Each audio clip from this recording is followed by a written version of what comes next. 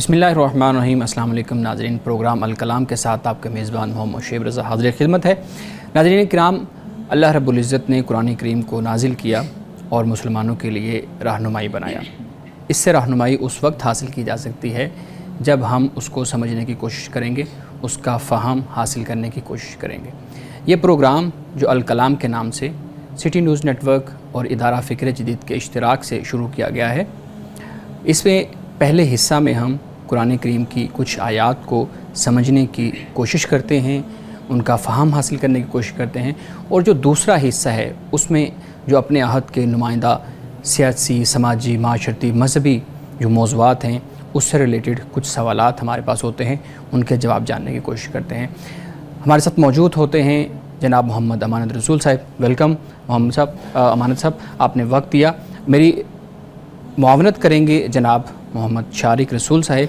Thank you Shariq, आपके पास कुछ सवालात होंगे और इंटरेस्टिंगली हम उनको एड्रेस करेंगे। आगाज़ करते हैं। हम बात कर रहे थे सूरा यूसुफ़ की आयात पे। हमने बात मुकम्मल की थी सूरा यूसुफ़ के अंदर जब हज़रत यूसुफ़ अलैहिस्सलाम के भाई वो गल्ला लेने आ रहे हैं, वो कैद के अंदर हैं और बादशाह ने ख्वाब देखा है। इससे पहले हमने बात की थी, बादशाह ने वो ख्वाब देखा है, तो उस ख्वाब की ताबीर के ऊपर बात हो रही है। आप आगाज़ कीजिएगा। बिस्मिल्लाहिर्रहमानिर्रहीम। हज़रत यूसुफ़ अलैहिस्सलाम के अब जो इम्तिहानात थे अब उनमें कमी आ रही है, यानी अब हज़रत यूसुफ़ अलैहिस्सलाम तरक्की की तरफ अपने सफ़र को शुरू कर रहे हैं। इधर से आप कैद खाने में हैं और आपके जो दो साथी हैं उनको रिहाई मिल जाती है, और तकरीबन जो ये अरसा बनता है ये तकरीबन कोई 9 साल के करीब का अरसा बनता है कि जो हज़रत यूसुफ़ अलैहिस्सलाम ने जेल में गुजारा। इसी अरसे के दौरान ही बादशाह वक्त ख्वाब देखता है, और वो ख्वाब ये है कि 7 मोटी गायें हैं और 7 पतली गायें उन मोटी गाय को खा रही हैं, और इसी तरह 7 ग्रीन और हरी और सब्ज़ बालें हैं और 7 खुश्क बालें हैं। बादशाह वक्त ये ख्वाब देखता है तो वो अपने दरबारियों से यानी अपने वज़रा से पूछता है कि इस ख्वाब की ताबीर क्या है। दरबारी वज़रा और जो लोग हैं वो कहते हैं कि अदगास व अहलाम, कि ये जो ख्वाब है ये सिर्फ़ ख्वाब परेशान है, यानी मुंतशिर सा ख्वाब है, और इस ख्वाब की कोई ऐसी कोई हैसियत नहीं है कि जिसकी हम आपको ताबीर बताएं। अब यहाँ पर वो शख्स मौजूद है कि जो कैद में हज़रत यूसुफ़ अलैहिस्सलाम के साथ था, और जिसे आपने ये ताबीर बताई थी कि तुम अपने बादशाह को तुम शराब पिलाओगे, और ये उसकी जब ताबीर बताई तो वो आज़ाद भी हो गया। और आज़ादी से पहले हज़रत यूसुफ़ अलैहिस्सलाम ने उसे ये भी कहा था कि भाई आप मेरा ज़िक्र बादशाह वक्त के सामने करना, लेकिन कुरान पाक कहता है कि फ़नसाहु शैतानु इंदा ज़िक्र रब्बी, कि शैतान ने उसको भुला दिया कि वो हज़रत यूसुफ़ अलैहिस्सलाम का ज़िक्र अपने बादशाह के सामने करे। लेकिन जब ये ख्वाब बादशाह ने बयान किया तो फिर उसको याद आया कि हाँ, यूसुफ़ जो जेल में है वो बहुत अच्छा इंसान भी है और ख्वाब की ताबीर भी बड़ी परफेक्ट बताता है। तो उसने बादशाह वक्त से और जो दरबारी थे उनसे कहा कि आप मुझे मौका दीजिए, मैं आपको आपके ख्वाब के बारे में बता सकता हूँ। तो वो जो साक़ी था वो हज़रत यूसुफ़ अलैहिस्सलाम के पास फिर जेल में आता है। कुरान मजीद में जो अल्फाज उसने इस्तेमाल किए वो है कि यूसुफ़ अय्युहस सिद्दीक़, ए यूसुफ़, ए सच्चे, ए सरापा रास्ती, ए सरापा सच इंसान। यानी अब इस लफ्ज़ का जो माना हमारे सामने आता है वो हज़रत यूसुफ़ अलैहिस्सलाम के पूरे करैक्टर को और पूरे किरदार को बयान कर देता है। यानी हज़रत यूसुफ़ अलैहिस्सलाम जेल में रहे, और ये जो शख्स था साकी, ये आपके साथ कैद में रहा, जेल में रहा। अब इसने वहाँ पर हज़रत यूसुफ़ अलैहिस्सलाम के करैक्टर को, आपके किरदार को देखा था कि आप सरापा सच हैं, सरापा सच्चाई हैं, सरापा रास्ती हैं। तो उसने ये अल्फाज हज़रत यूसुफ़ अलैहिस्सलाम के लिए इस्तेमाल किए। यानी मालूम होता है कि वो हज़रत यूसुफ़ अलैहिस्सलाम के किरदार, आपके अखलाक और आपकी सच्चाई से बहुत ज़्यादा मुतासिर है। नाज़रीन इकराम, सिद्दीक़ में और दूसरा जो लफ्ज़ है सादिक़, उसमें फ़र्क ये होता है कि जब हम किसी को कहते हैं कि ये सच बोलने वाला है तो हम उसको कहते हैं कि ये सादिक़ है। لیکن جب یہ صدیق یعنی یہ مبالغہ کا صیغہ ہو جاتا ہے تو اس کا مطلب یہ ہے کہ وہ شخص کہ جس کی ساری زندگی سچائی پر مبنی ہو تو اس کو ہم کہتے ہیں کہ یہ صدیق ہے۔ تو حضرت یوسف علیہ السلام کو اس نے اس لفظ سے خطاب کیا اور پھر خواب کی تعبیر بھی خواب بتایا کہ بھئی یہ بادشاہ نے خواب دیکھا ہے۔ تو حضرت یوسف علیہ السلام نے اس خواب کی پھر تعبیر بتائی۔ آپ نے فرمایا کہ اس خواب کی تعبیر یہ ہے کہ تم 7 سال کھیتی باڑی کرو گے، اور جب تم کھیتی باڑی کرو گے 7 سال تو پھر یہ کام کرنا کہ کچھ تو تم غلے کو استعمال کر لینا یعنی کھا لینا، لیکن باقی جو غلہ ہے اس کو تم خوشوں میں رہنے دینا، یعنی جو بالیں ہیں ان میں تم اس غلے کو، گندم کو، تم اناج کو تم اس میں رہنے دینا، اور پھر اس کے بعد جو 7 سال آئیں گے وہ تم پر بڑے سخت ہوں گے۔ تو پھر آپ نے فرمایا کہ ان 7 سالوں میں جو تمہارے پاس غلہ ہوگا وہ تو ختم ہو جائے گا، لیکن جو خوشوں میں محفوظ ہوگا تو وہ تمہارے پھر کام آئے گا۔ حضرت یوسف علیہ السلام نے یہ خواب بتایا، اس کی تعبیر، تو پھر اس کے بعد آپ نے صرف خواب کی تعبیر نہیں بتائی بلکہ آپ نے اس مسئلے کا حل بھی بتایا، یعنی جو قحط کا زمانہ آنے والا تھا تو آپ نے صرف خواب کی تعبیر نہیں بلکہ اس مسئلے کا حل بھی ساتھ بتا دیا، اور پھر فرمایا کہ ان 7 سالوں کے بعد پھر جو وقت آئے گا وہ خوشحالی کا زمانہ شروع ہو جائے گا۔ اب یہاں پہ ذرا غور کیجئے کہ حضرت یوسف علیہ السلام کے بارے میں قرآن پاک نے یہ کہا کہ وَلِنُعَلِّمَهُ مِن تَعْوِيلِ الْأَحَادِيثِ، کہ اللہ سبحانہ و تعالیٰ آپ کو تعویل الاحادیث آپ کو سکھاتا ہے یا سکھائے گا، یعنی اس لیے اللہ تعالیٰ نے آپ کا انتخاب کیا اور آپ کو چنا ہے۔ اب تعویل الاحادیث میں دونوں باتیں آ جاتی ہیں، ایک ہے خواب اور اس کی تعبیر، اور دوسری بات ہے قوت فیصلہ ہونا اور حقیقت کو سمجھنا کہ کوئی معاملہ، کوئی مسئلہ درپیش ہوا تو اس کی گہرائی میں اتر کر اس مسئلے کی سولوشن کو نکالنا اور بتانا۔ یہ دونوں باتیں حضرت یوسف علیہ السلام میں ہمیں نظر آتی ہیں، یعنی یہاں پر حضرت یوسف علیہ السلام نے صرف خواب کی تعبیر نہیں بتائی بلکہ حضرت یوسف علیہ السلام نے تعبیر کے ساتھ ساتھ اس مسئلے کا حل بھی آپ نے بتا دیا، یعنی گویا کہ اللہ سبحانہ و تعالیٰ نے حضرت یوسف علیہ السلام کو یہ دونوں صفات اور یہ دونوں اہلیت اور صلاحیت اللہ تعالیٰ نے آپ کو عطا کی تھی۔ اس لیے ناظرین کرام، جب ہم خواب کی بات کرتے ہیں تو خواب کوئی معمولی چیز نہیں ہے۔ اگر اس کا جو علم رکھنے والا ہے وہ اس کے بارے میں آپ کو بتا سکتا ہے کہ بھئی اس خواب کی تعبیر کیا ہو سکتی ہے۔ اب آپ یہاں پہ دیکھیے کہ جو بادشاہ وقت کے وزراء ہیں، درباری ہیں، انہوں نے بادشاہ وقت کے اچھے بھلے خواب کو کہہ دیا کہ ادغاث و احلام، کہ یہ تو ایک منتشر سا خواب ہے، یہ تو شیطان کی طرف سے، یہ تبخیر کی وجہ سے یا معدے کی گڑبڑ کی وجہ سے یا اور کسی قسم کی پریشانی کی وجہ سے آپ کو یہ خواب آیا۔ تو گویا کہ وہ جو درباری تھے ان کو نہیں معلوم، وہ اس میں مہارت ہی نہیں رکھتے تھے، ان کے پاس اس کا علم ہی نہیں تھا۔ تو معلوم یہ ہوتا ہے کہ اگر آپ کو کسی چیز کا علم نہیں ہے تو پھر آپ وہاں پر یہ کہہ دیجئے کہ میں اس بات کو نہیں جانتا، کجا یہ کہ آپ اس کو رد کر دیں یا آپ اس کی کوئی تعویل کرنے کی کوشش کریں، یعنی اس کو جسٹیفائی کرنے کی آپ کوشش کریں۔ اور دوسری بات یہ بھی سمجھ آتی ہے کہ جب خواب کا معاملہ ہو یا کوئی بھی معاملہ ہو تو ہمیشہ اس کے ماہر کی طرف انسان کو جانا چاہیے اور اس سے جا کر اپنی جو مشکل ہے، اپنی جو حاجت ہے اور ضرورت ہے وہ اس ماہر کے سامنے جا کر رکھنی چاہیے۔ اب یہاں پہ آپ دیکھیے کہ درباریوں کے سامنے خواب رکھا گیا تو بادشاہ وقت نے کیا جواب دیا، لیکن جب یہی خواب حضرت یوسف علیہ السلام کے سامنے رکھا گیا، حضرت یوسف علیہ السلام نے پرفیکٹ اس کی تعبیر بھی بتائی، اور آپ نے پھر اس خواب کی تعبیر اور جو مشکل آنے والی تھی آپ نے پھر اس مشکل کا حل بھی آپ نے بتا دیا۔ بالکل امانی صاحب، آپ کی گفتگو ابھی جاری رہے گی لیکن یہاں ہمیں ایک وقفہ لینا ہے۔ ناظرین، یہاں وقت ہوا چاہتا ہے ایک بریک کا، بریک کے بعد ملتے ہیں۔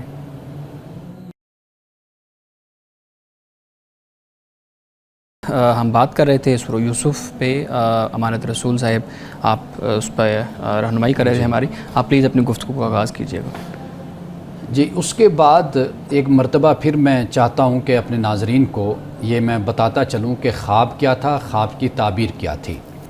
بادشاہ وقت کا خواب یہ تھا کہ اس نے دیکھا تھا کہ 7 موٹی گائے ہیں اور 7 پتلی گائے ہیں، اور جو پتلی گائے ہیں وہ موٹی گائے کو کھا رہی ہیں، اور اسی طرح 7 ہری بالیں ہیں یعنی خوشے جس کو ہم کہتے ہیں، اور 7 خشک خوشے ہیں، بالیں ہیں۔ یہ بادشاہ وقت کا خواب تھا۔ حضرت یوسف علیہ السلام نے تعبیر یہ بتائی کہ آپ لوگ 7 سال کھیتی باڑی کریں گے.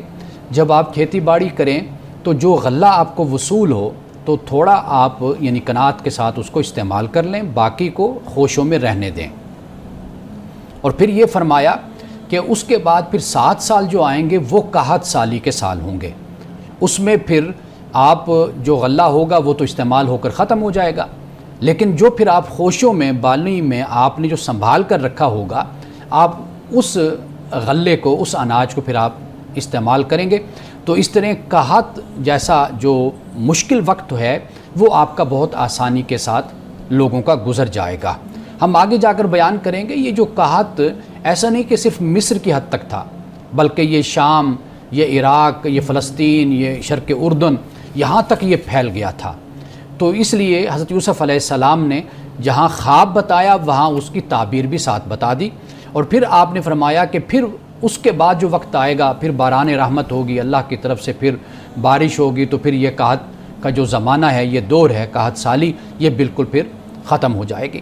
حضرت یوسف علیہ السلام کے بارے میں اب تک جو ہم نے پڑھا اس میں پہلی بات جو ہمیں سمجھ آتی ہے وہ یہ کہ حضرت یوسف علیہ السلام خواب کے عالم بھی تھے.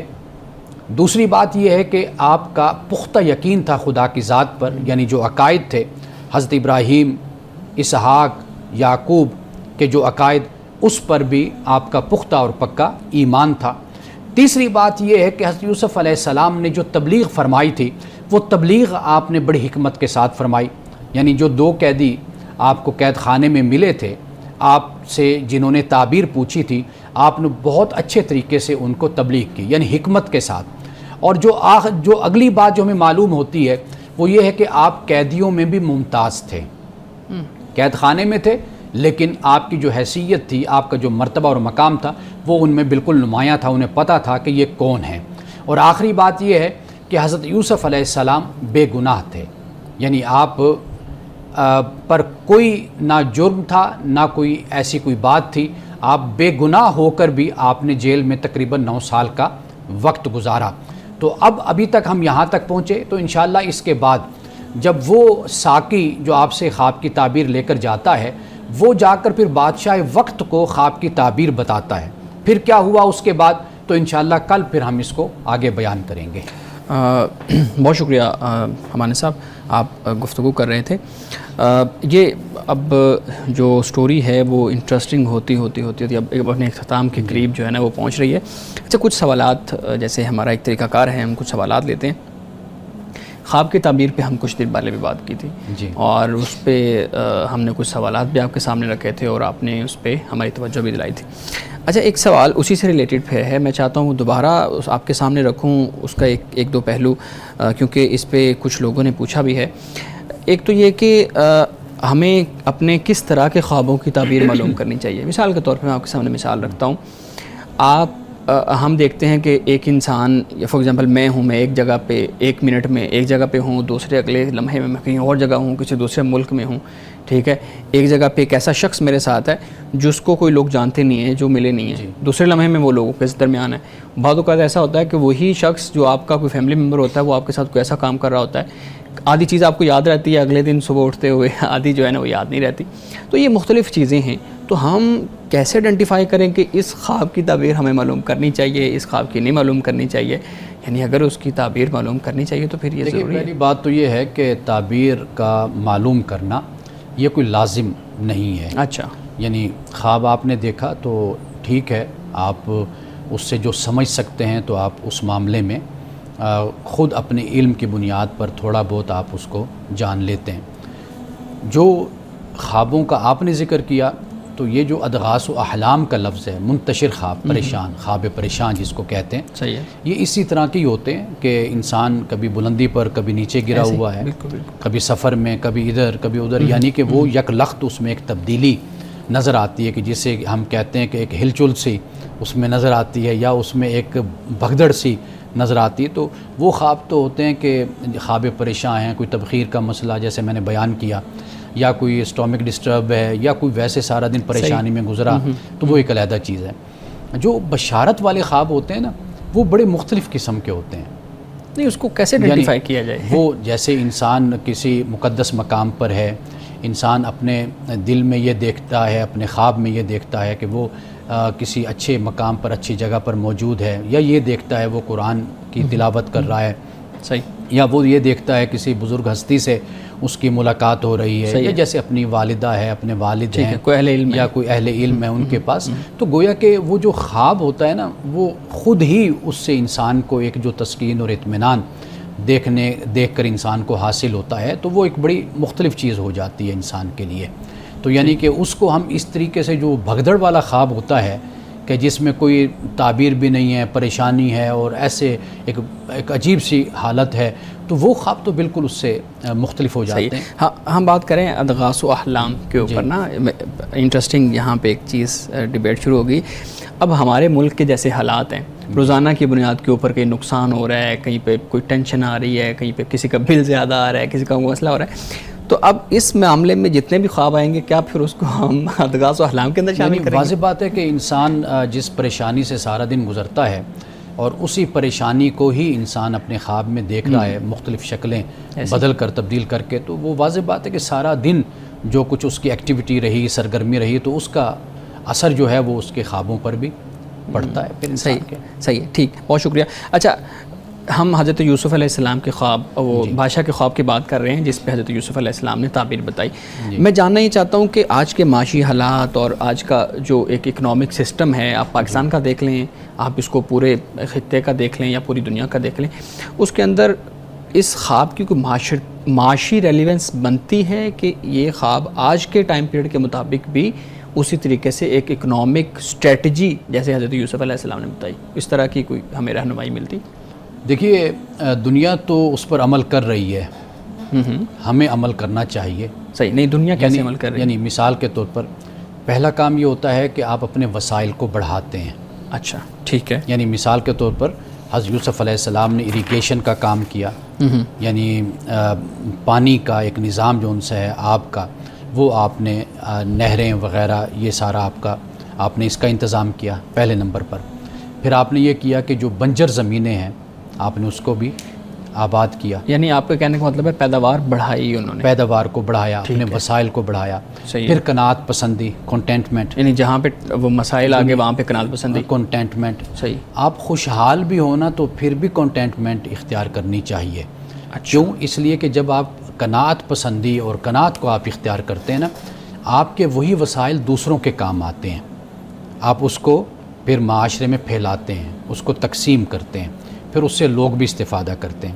اگر ریاست ہو یا کوئی بھی شخص ہے، اگر وہ اپنے اخراجات کو بڑھا لیتی ہے، حکومت ہے یا فرد ہے، کوئی خاندان ہے، جب وہ اپنے اخراجات کو بڑھا لیتے ہیں، پھر ان کو اسی حساب سے ہی ضرورت ہوتی ہے نا آمدن کی، ایسے بالکل کہ وہ اپنے اخراجات کو کور کر سکیں۔ تو اس لیے وسائل کو بڑھایا جائے اور قناعت پسندی کا راستہ اختیار کیا جائے۔ حضرت یوسف علیہ السلام نے اسی بات کی تعلیم دی۔ یعنی جب آپ کو خوشحالی بھی ہے، مثال کے طور پر کھیتی باڑی آپ کر رہے ہیں، اور یہ تو خواب کے ذریعے سے پتہ چل گیا نا کہ 7 سال کے بعد بالکل قحط آ جائے گی، لیکن مثال کے طور پر مشکل کسی وقت بھی انسان پر آ سکتی، بعض اوقات آثار بھی نظر آ جاتے ہیں، آثار بھی، یعنی کہ اب چاہیے تو یہ حضرت یوسف علیہ السلام نے بتا دیا کہ کھیتی باڑی 7 سال کریں گے، لیکن اس میں پھر اس بات کا خیال کرنا ہے کہ تھوڑا غلہ جو ہے اناج وہ آپ نے استعمال کرنا ہے، اور باقی خوشوں میں آپ نے اس کو رکھنا ہے، سیو کرنا ہے، اور پھر جو قحط کا زمانہ آئے گا اس میں پھر یہ چیزیں ایڈجسٹ ہو جائیں گی، آپ کے استعمال میں آ جائیں گی۔ تو گویا کہ جو پلاننگ ہے وہ انبیاء علیہ السلام نے اختیار کی۔ بالکل، یعنی توکل کا مطلب ہرگز یہ نہیں ہے کہ آپ تدبیر نہ کریں، اور تقدیر کا مطلب بھی ہرگز یہ نہیں ہے کہ آپ کوئی پلاننگ اور حکمت عملی نہ بنائیں۔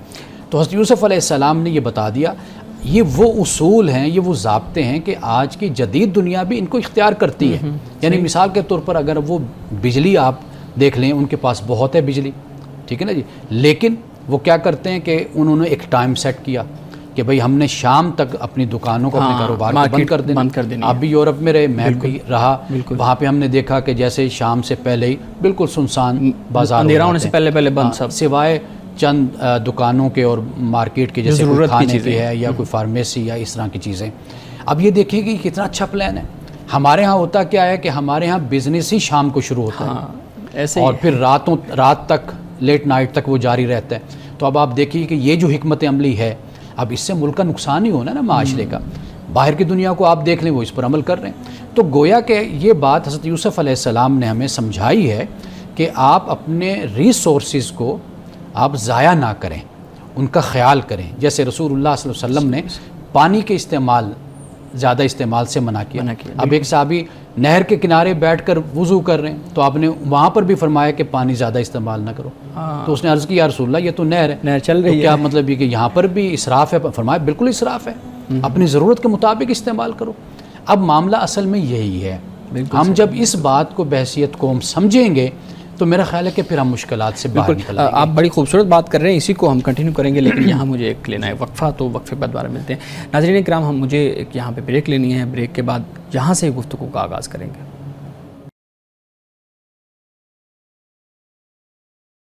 ہم گفتگو کر رہے تھے، ایک بڑا خوبصورت جو ہے نا وہ سوال کا جواب مولانا صاحب آپ دے رہے تھے. اچھا، میں آپ کے سامنے ایک اور سوال رکھتا ہوں. حضرت یوسف علیہ السلام کی شخصیت کے مختلف پہلو، مختلف جہات ہمارے سامنے آ رہی ہیں، شروع سے ہم لے کے بات کر رہے ہیں.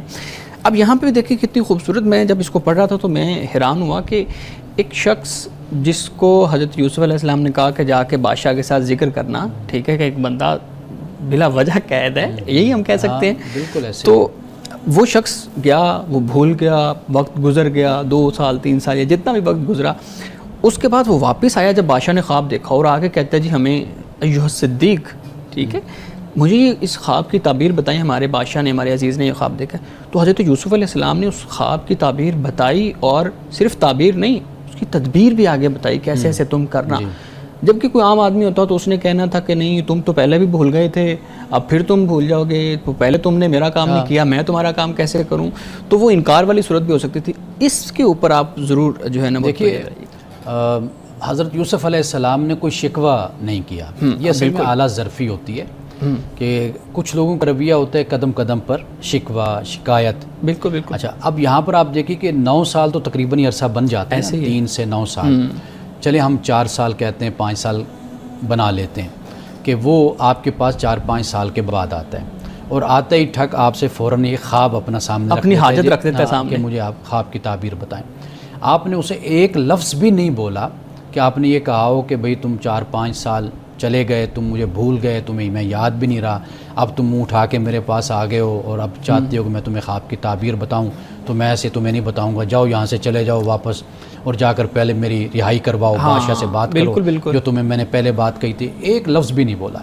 اصل میں یہ اعلیٰ ظرفی ہوتی ہے. انبیاء علیہم السلام اور ان کے جو پیروکار ہیں، ان کے نقش قدم پر چلنے والے، ان کا طریقہ کار یہی ہوتا ہے. اب قرآن پاک 2 لفظ استعمال کرتے ہیں نا، فصفح کا لفظ بھی آتا ہے نا قرآن میں، فصفحوا واعفوا فصفحوا وصفحوا کے. اب اصل میں عفو کا ترجمہ ایک یہ کرتے ہیں کہ بندہ دوسرے کو کہہ دیتا ہے کہ بھئی آپ نے یہ میرے ساتھ زیادتی کی، پھر درگزر کر لیتا ہے.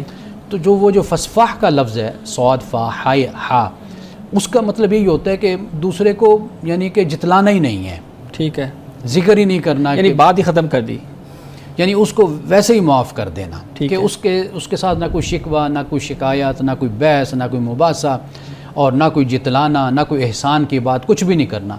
یہ قرآن پاک نے اس کے لیے یہ لفظ بھی استعمال کیا. مومنوں کو اللہ تعالیٰ نے اسی بات کی تلقین کی کہ بھئی جہاں پر عفو کرتے ہو وہاں پر صف بھی کرو. یہ بھی، اور یہ اعلیٰ سطح پہ ہمیں یہ انبیاء علیہ السلام کی شخصیت میں نظر آتا ہے. حضرت یوسف علیہ السلام کو دیکھیے کہ آپ نے بالکل کسی قسم کا کوئی شکوہ نہیں کیا. اچھا، اس کا ایک اور جو پہلو سامنے آتا ہے نا، وہ یہ ہے کہ جب خدا کی ذات پر انسان کا ایمان پختہ ہوتا ہے اور وہ یہ اس بات کا یقین رکھتا ہے کہ بھئی میں جن مشکلات میں ہوں، جن مصائب و آلام میں ہوں، ان کا نتیجہ میرا اللہ درست نکالے گا اور میرے حق میں نکالے گا. کیوں؟ وہ جانتا ہے کہ میں بے گناہ ہوں، میں مجرم نہیں ہوں، میں نے کوئی یہاں پر غلطی نہیں کی، مجھ سے کوئی خطا نہیں ہوئی، تو میرا رب تو میرے ساتھ ہے، وہ میرے حال کو دیکھ رہا ہے. یہاں پر علیم بار بار اللہ سبحانہ و تعالیٰ کی علیم حکیم یہ الفاظ قرآن پاک میں آئے ہیں. تو گویا کہ حضرت یوسف علیہ السلام نے اپنی جو نیا تھی، جو کشتی تھی، وہ اپنے خدا پر چھوڑ رکھی تھی، اپنے مقدمے کو خدا پہ چھوڑ رکھا تھا.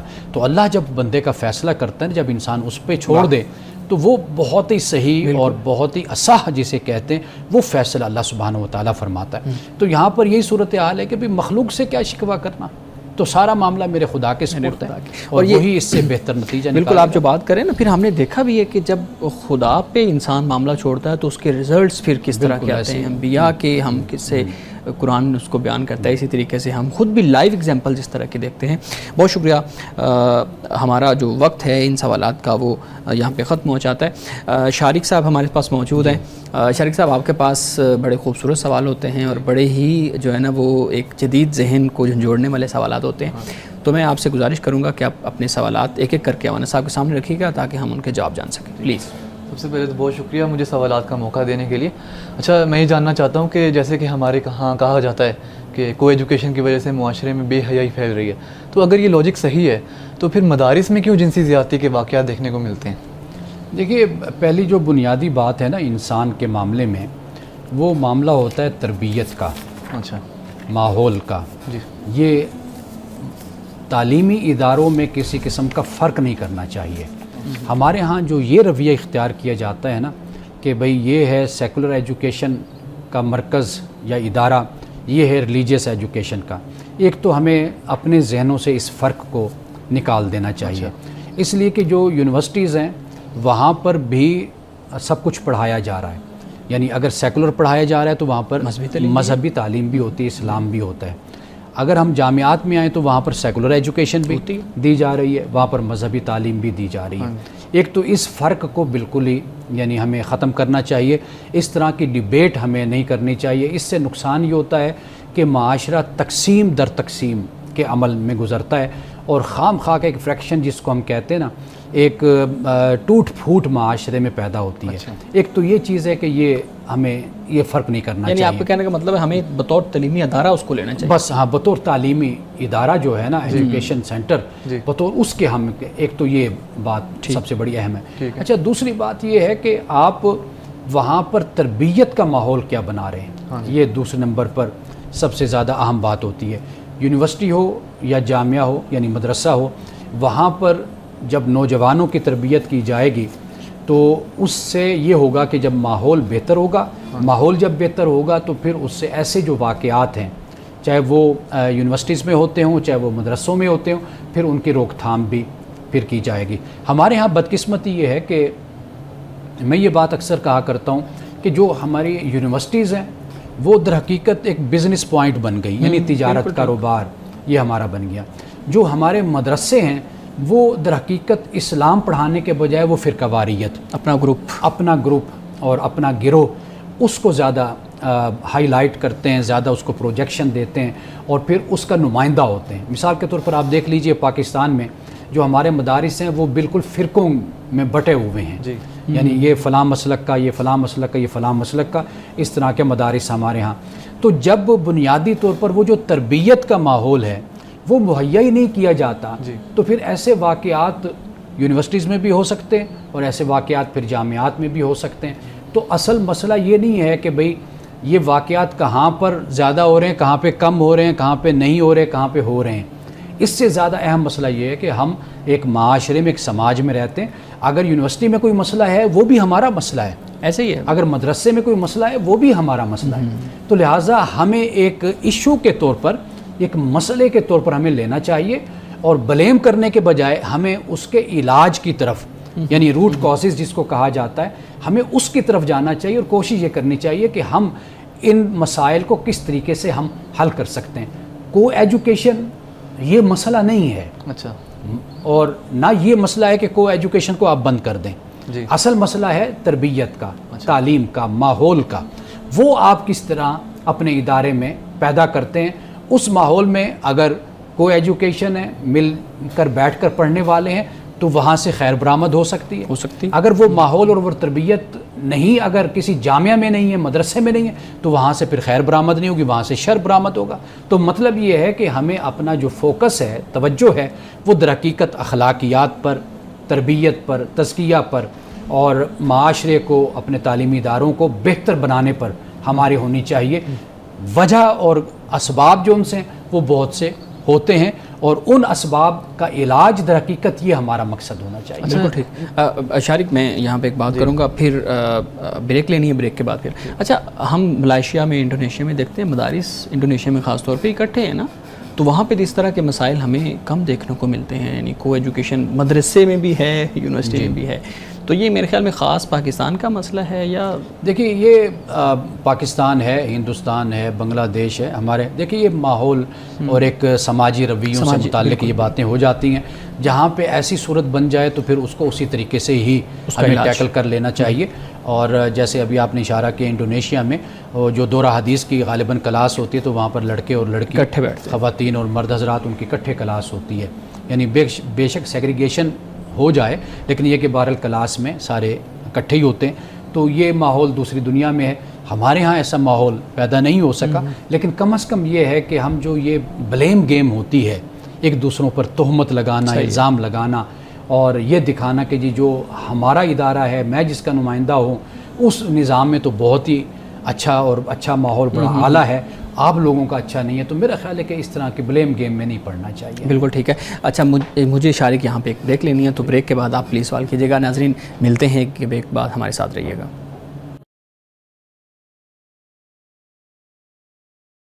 ناظرین ہم سوالات پوچھ رہے تھے، سوالات کا سلسلہ جاری تھا. شارق پلیز اگلا سوال امان صاحب کے رحمان. تو میرا دوسرا سوال یہ ہے کہ اسلام میں جب زکوٰۃ کی بات کی جاتی ہے تو اس لیے کی جاتی ہے تاکہ امیری اور غریبی کا فرق مٹایا جا سکے.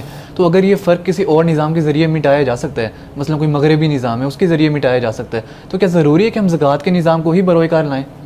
دیکھیے بحیثیت مسلمان اللہ سبحانہ و تعالیٰ نے 4 چیزیں یا 5 آپ کہہ لیجئے وہ لازم کی ہیں. یعنی پہلی تو ہے شہادتین جس کو ہم کہتے ہیں، صحیح ہے، یعنی اللہ اور رسول صلی اللہ علیہ وسلم پر ایمان، یہ ہو گیا. بالکل. پھر اس کے بعد نماز ہے، پھر اس کے بعد روزہ ہے، زکوٰۃ ہے، حج ہے. بنیادی چیز. یہ در حقیقت یہ وہ اعمال ہیں کہ جو عملی زندگی میں اس بات کا مظہر ہیں کہ ہم خدا کے بندے ہیں، خدا کو مانتے ہیں اور خدا کی اطاعت اور خدا کی فرمانبرداری کے مطابق زندگی گزارتے ہیں. ٹھیک. تو لہٰذا ایک نظم ریاست یا نظم حکومت جب وجود میں آئے گا تو وہاں پر جو رہنے والے مسلمان ہیں تو واضح بات ہے کہ وہ اپنے لیے کوئی چاہیں گے کہ بھئی ہمارا جو طرز زندگی ہے وہ اسلام کے مطابق ہو.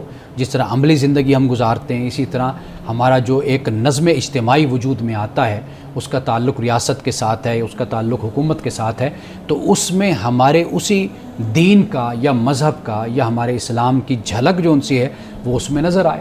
تو لہٰذا جب ہم اکثریت کے ساتھ ایک پارلیمنٹ جیسے ہوتی ہے اس میں ہم جو قانون سازی کریں گے تو ہم اپنے اسی قرآن اور سنت کی روشنی میں ہی وہ ساری قانون سازی کریں گے.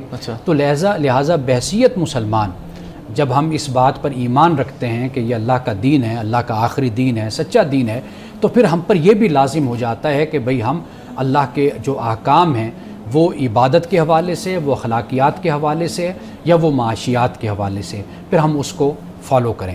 یہ جو زکوٰۃ کا معاملہ ہے یہ بالکل ایسے ہی ہے کہ یہ اللہ سبحانہ و تعالیٰ کی طرف سے حکم ہے اور اس کو ہم نے ایز اٹ از ہم نے اس کو اختیار کرنا ہے.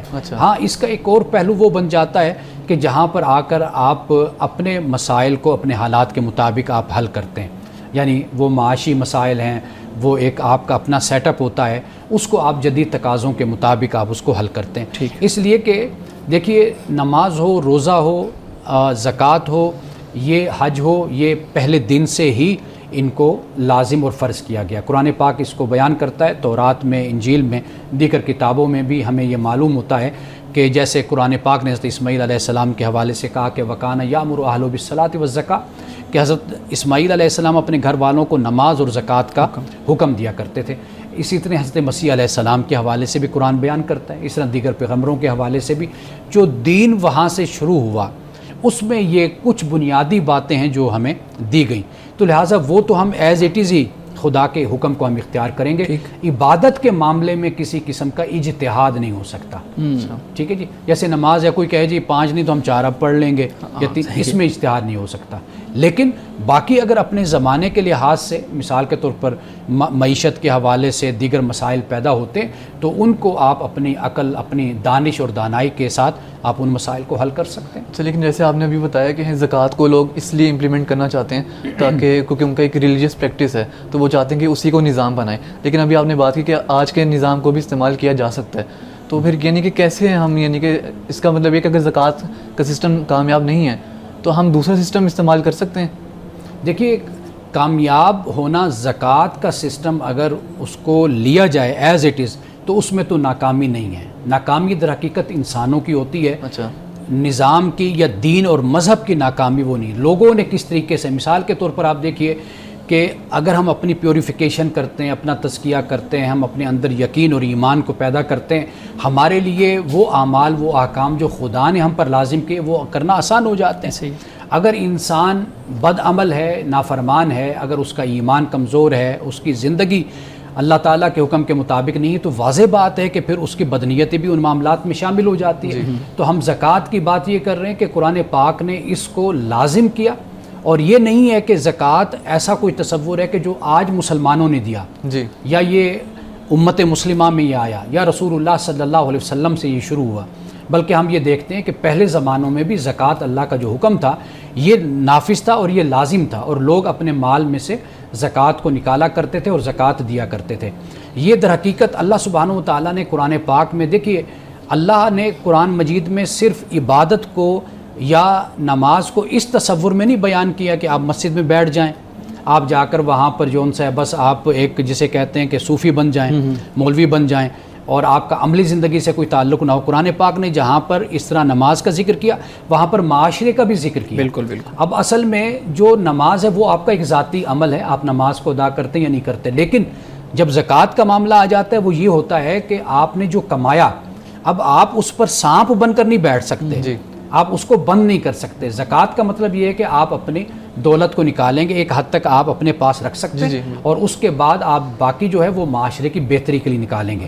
تو لہٰذا دونوں چیزیں آپس میں جڑتی ہیں. جہاں پر انفرادی زندگی میں عبادت ہے وہاں پر یہ بھی ہے کہ اجتماعی زندگی میں بھی آپ نے لوگوں کی ضرورت کا, یتامہ ہیں, مساکین ہیں, مسافر ہیں, دیگر ضرورت مند ہیں, حاجت مند ہیں, آپ نے ان کی ضرورت کا بھی خیال کرنا ہے. تو گویا کہ مذہب میں صرف یہ نہیں ہے کہ اب بس انڈیویجویلٹی ہے, فرد ہے, فقط یہی کافی ہے, نہیں, بلکہ اگر آپ میں استطاعت ہے, طاقت ہے, ہمت ہے, مال ہے, وسعت ہے, تو آپ نے پھر معاشرے کا بھی خیال کرنا ہے. تو زکوٰۃ در حقیقت اس تصور کو واضح کرتی ہے. تو جیسے ہم نے 80s میں کہا جاتا ہے کہ جب زکوٰۃ کمیٹی بنائی گئی تو اس میں کرپشن دیکھی گئی, تو لوگوں نے تو زکوٰۃ دے دی لیکن لوگوں تک پہنچی نہیں, تو پھر کیسے ہم کہہ سکتے ہیں کہ زکوٰۃ کا سسٹم جو ہے وہ تو کامیاب ہے؟ دیکھیے اب دو باتیں ہوگی نا, ایک انتظامی چیز, ایک انتظامی معاملہ ہے. انتظامی خرابیاں جو ہیں اس کو دور کرنے کی ضرورت ہے. آپ معاشرے کو جتنا بہتر کرتے جائیں گے انتظامی خرابیاں درست ہوتی چلی جائیں گے. آپ زکوٰۃ کے مسئلے کو ایک طرف رکھ دیجئے, آپ مجھے بتائیے کہ کہاں پر کوئی انتظامی بہتری آپ کو نظر آتی ہے؟ اچھا, یعنی مثال کے طور پر ٹریفک کا نظام آپ دیکھ لیجئے, تو کہاں پر بہتری, وہاں پر بھی خرابی نظر آئے گی. تو گویا کہ یہ پھر ڈیپینڈ کرتا ہے ہم لوگوں پر, قوم پر, بحیثیت قوم ہم اپنا رویہ بہتر کریں, اپنے آپ کو ذمہ دار قوم بنائیں, ڈسپلن میں اپنے آپ کو لائیں, تاکہ ہمارے جو مختلف, دیکھیے قانون سازی تو بہت اچھی کر دی جاتی ہے, ہمارے ملک میں بہت اچھی قانون سازی ہوتی ہے, لیکن اصل معاملہ یہ ہوتا ہے لوگوں کو اس کے بارے میں شعور دینا, لوگوں کو قانون کا پابند کرنا, قانون کی سختی ہونا, یہ جو چیزیں ہیں یہ مختلف ہو جاتی ہیں. انتظامی خرابی اور زکوٰۃ کا نظام یہ دونوں بالکل جدا جدا چیزیں ہو جاتی ہیں. بالکل ٹھیک. لیکن شارک کا جو کنسرن ہے وہ بالکل وہ اپنی جگہ پہ ٹھیک ہے کہ وہ چونکہ اس نظام کو دیکھتا ہے جہاں پہ ٹرانسپیرنسی نہیں ہے, جہاں باقی چیزیں نہیں ہیں. اب میرے خیال میں لوگ اپنی عبادت کے طور پہ زکوٰۃ ادا تو کر دیتے ہیں, بینک کو ادا کر دی, کسی ادارے کو ادا کر دی, ٹھیک ہے, چیریٹی کے لیے وہ جو ادارے بنے ان کو دے دی. اب وہاں سے جب آگے معاملہ اس کی ڈسٹریبیوشن کا یا اس کی استعمال کا شروع ہوتا ہے تو وہاں پہ خرابیاں آتی ہیں. تو شارک کا کنسرن ہاں بالکل نہیں, وہ ٹھیک بات ہے بالکل. دیکھیے زکوٰۃ کا مسئلہ تو ہم نے ڈسکس کیا نا, آپ دیکھ لیجئے اور دیگر چیزیں آپ اٹھا کر دیکھ لیں تو وہاں پر بھی آپ کو مالی جو کرپشن ہے وہ آپ کو نظر آتی ہے. یعنی آپ آگے جو منصوبے ہیں, پروجیکٹ ہوتے ہیں, آگے جو کام ہوتے ہیں, آپ دیکھ لیجئے کہ اس میں بھی آپ کو کافی بدعنوانی اور بددیانتی آپ کو نظر آتی ہے. تو گویا کہ یہ تو ایک قومی کردار کا معاملہ ہو گیا نا, کہ حقیقت میں تو اس کے اصلاح کی پھر ضرورت پڑ جاتی ہے کہ وہاں پر اصلاح کی جائے. مثال کے طور پر یورپ ہے تو وہاں پر زکوٰۃ کا نظام تو نہیں ہے, لیکن وہ جو لوگ ہیں وہ ایک ایک پیسے کا خیال کرتے ہیں نا, پورا ایک ٹرانسپیرنٹ سسٹم ان کا ہے کہ جس کی بنیاد پر کسی طرح کی بھی کرپشن نہیں ہوتی. تو در حقیقت آگے جو انتظامی صورت بنتی ہے اس میں لوگ کس طرح کے ہیں یہ در حقیقت بڑی اہمیت رکھتا ہے. بالکل ٹھیک ہے, بہت خوبصورت. شارک آپ کے پاس سوال ہوں گے لیکن وقت جو ہے نا وہ ہمیں اجازت نہیں دے رہا کہ ہم مزید سوالات لیں. ناظرین کرام, ہم بات کر رہے تھے سورہ یوسف پہ سورہ یوسف پہ ہم نے بات کی، حضرت یوسف علیہ السلام کی سیرت کو سمجھنے کی ہم کوشش کر رہے ہیں، اور ہم دیکھ رہے ہیں کہ کیسے حضرت یوسف علیہ السلام کے اس قصہ سے، ان کی سیرت سے ہم اپنے معاشرتی، معاشی اور باقی جو مسائل ہیں ہمارے، ان کو حل کر سکتے ہیں۔ ہمارے پروگرام کا وقت ختم ہوا چاہتا ہے، اس دعا کے ساتھ ہم اپنے پروگرام کا اختتام کریں گے۔ اللہ تعالی ہمیں تاثیر کلام عطا فرمائے، ہماری زبان کی گروں کو کھول دے اور سننے والوں تک خیر کا پیغام پہنچے۔ اجازت دیجیے، خدا حافظ۔